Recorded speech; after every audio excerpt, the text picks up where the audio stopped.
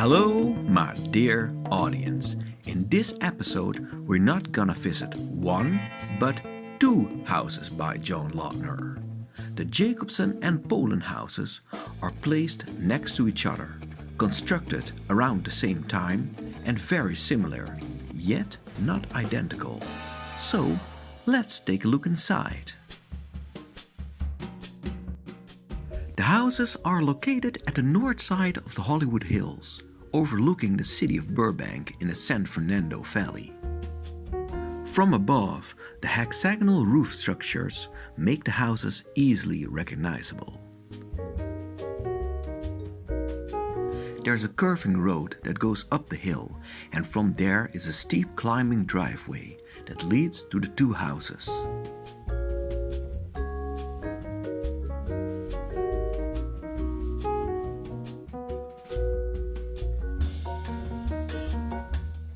Once arrived at the end of the driveway, we see the Polin house at the left, which has the carport attached to it. And when we turn to the right, we see the freestanding carport that belongs to the Jacobson house, which is located further up, high on the hill. The most recognizable similarity between the two houses is the use of the steel pillars at the outside. Why choose Lautner for such an unusual construction? Well, there were 4 reasons for it. The first reason has everything to do with the landscape. Both houses offer a beautiful view over the valley, and it would be a waste to have walls with only a few windows. Therefore, the use of pillars derives the walls from having any supporting function, and this allows large horizontal windows over the entire length of the houses, creating magnificent panoramas. A second reason is that the internal walls don't have to support the roof and are not longer necessary. This gives the freedom to create any kind of floor plan underneath, and you can have large open interiors. The third reason is that by building the pillars on the slopes of the hill, the construction is placed outside the house and no pillars inside are needed. Therefore, the internal living space is maximum used. The last reason is that the steel trusses were very cost-effective to make. They were prefabricated and then placed on the location. This is way more economic than building large foundations with walls on a challenging hillside. Let's now take a look at how this roof construction was made. The first step was to place concrete footings in the rising hillside. On these foundations, steel pillars were placed. The steel pillars support horizontal steel beams. For extra support, the pillars have 2 sets of diagonal arms at the backside. The arms are positioned V-shaped behind the pillars. The beams and pillars are placed like a triangle from above. Because the pillars can be adapted in length, they can suit any elevation in the hillside.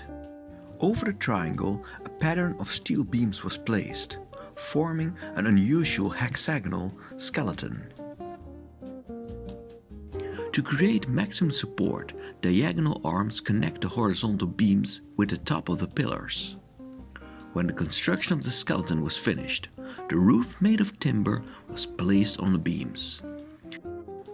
There's also a third house by John Lautner that had a similar roof supporting system, the Polin House, which was built around the same time.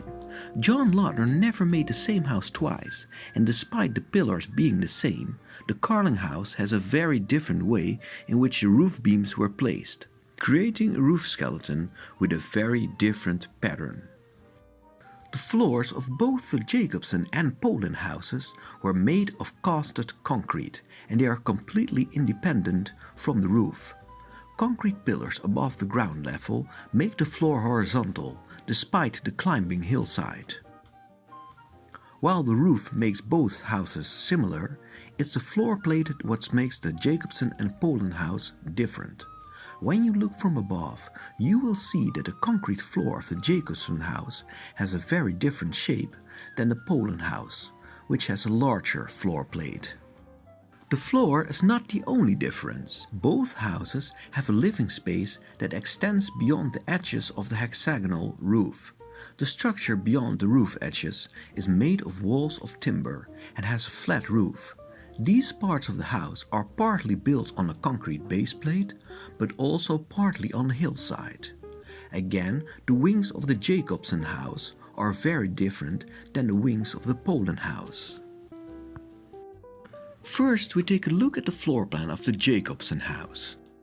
We remove the hexagonal roof to see which part of the living space are placed underneath it. And now we remove the other roof parts to see the rest of the living space. We color the parts that are actually inside and see that a large part of the floor plate is used for the balcony. When we decorate the drawing with furniture, we see how compact the house actually is. The many brown parts of the drawing are built-in closets that were constructed with the house. Now we do the same with the Polin house. First the parts that are under the hexagon, then the other parts, and we color the interior parts of the drawing.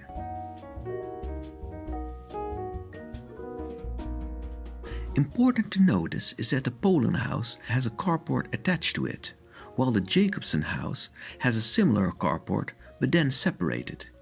This makes the Polin house look way larger, while it actually is only a little bit bigger. Because of elevations in the hillside, the carport and guest bedroom of the Polin house are placed on a lower ground level than the rest of the house, creating two different floor levels.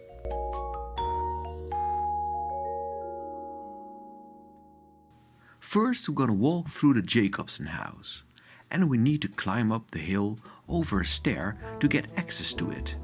Once you step through the front door, you will notice something interesting.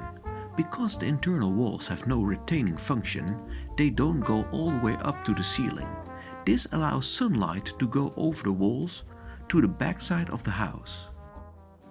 Here you see a brick wall, which is the backside of a built-in couch, which is located next to the central fireplace.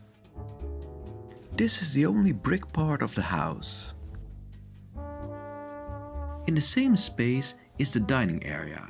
A large tree grows next to the windows, and the vegetation seems to enter the house, giving the house a warm and organic feeling. In the right corner, the floor plate expands from underneath the hexagonal roof, creating the possibility of having a glass ceiling, like a conservatory, that brings large amounts of sunlight in the dining area.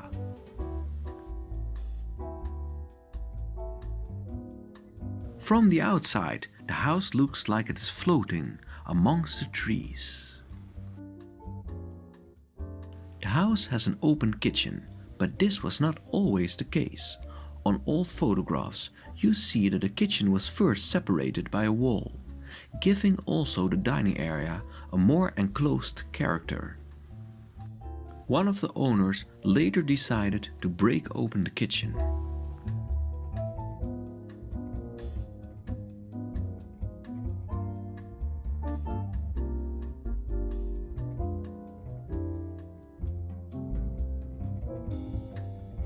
Next to the fireplace is a den that is used for watching television.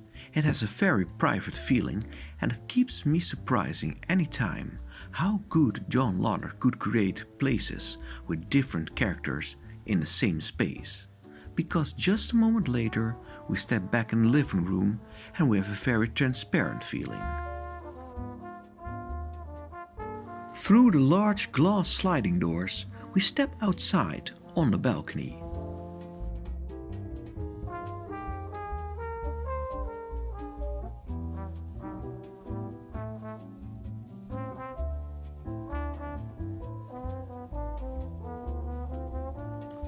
There's a small alley between the backside of the house and a steeply rising hillside. This makes it possible to walk behind the house. Here you see the windows of the secondary bedroom.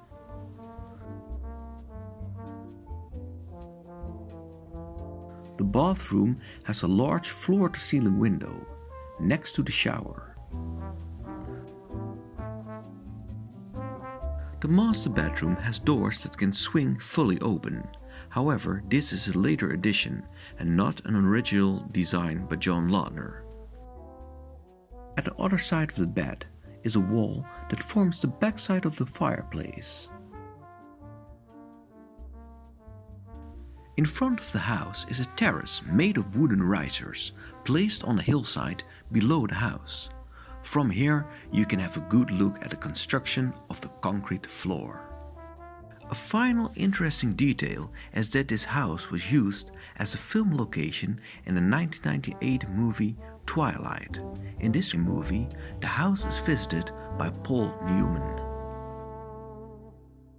Okay, for so far the Jacobsen house. Now we're gonna visit the Polin house. Next to the carport is a pathway under a porch.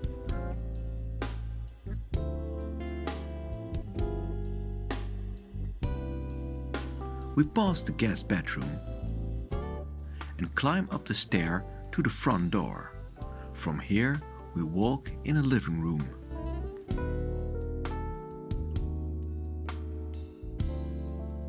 This wall doesn't go all the way up to the ceiling. This makes the living room look larger because the perspective of the ceiling continues beyond the limitations of the living room. The brick fireplace is half hexagonal, which echoes the shape of the house.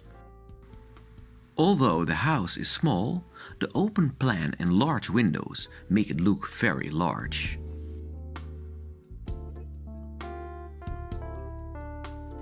Because the concrete floor remains the same at the other side of the sliding doors, the balcony looks like an extension of the living room. From the balcony we walk past the kitchen and we go around the corner. From there you can step into the garden. In contrast with the Jacobsen house, the hillside behind the Polin doesn't climb up that steep, and this makes a large garden possible. We return to the house and walk off the balcony one more time. We take a look at the den, which has the same kind of glass ceiling that we saw previously at the Jacobsen house. The panoramic windows and large amount of sunlight makes the den perhaps the most beautiful part of the house. The living rooms of the Jacobsen and Polin house are equal in size. But the living room of the Polin has more space because the kitchen and dining area are placed in separated spaces outside the hexagonal roof. Here's the entrance to the kitchen.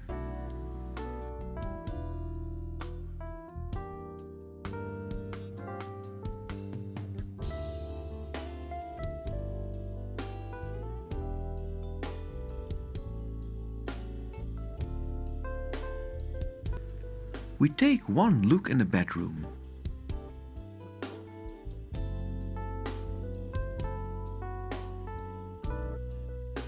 Just like the Jacobsen house, the Polin has many non-removable closets that were built in.